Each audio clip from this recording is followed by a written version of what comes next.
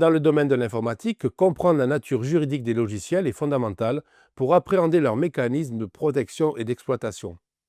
Contrairement à ce que l'on pourrait croire, un logiciel n'est pas assimilé à un simple produit technique.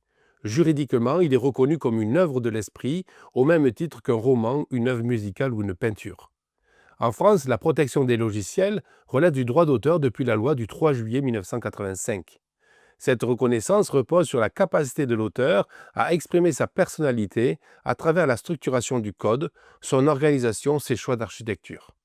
La protection ne porte donc pas sur les fonctionnalités elles-mêmes, mais sur la forme originale donnée au programme. Pour bénéficier de la protection, un logiciel doit répondre aux critères d'originalité. Il s'agit d'une exigence souple, il suffit que le logiciel manifeste des choix libres et créatifs. Cette approche permet de protéger aussi bien des logiciels complexes que des programmes plus simples, dès lors qu'ils ne sont pas de simples reproductions d'automatismes connus. Le droit d'auteur confère au créateur plusieurs prérogatives majeures. Il dispose du droit exclusif de reproduction, de représentation et d'adaptation du logiciel. Toute copie, diffusion ou modification sans autorisation constitue une contrefaçon passible de lourdes sanctions civiles et pénales.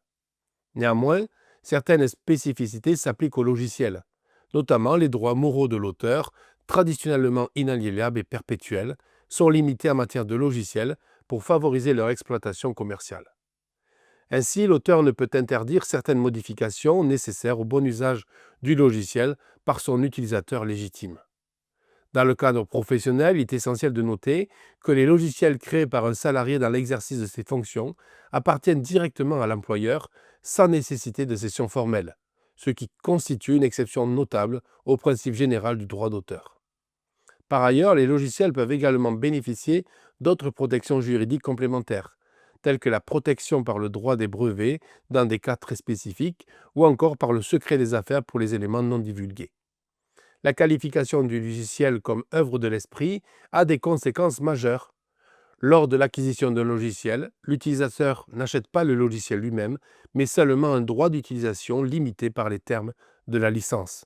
De même, la cession des droits doit être expressément stipulée par écrit, faute de quoi l'auteur conserve l'intégralité de ses prérogatives.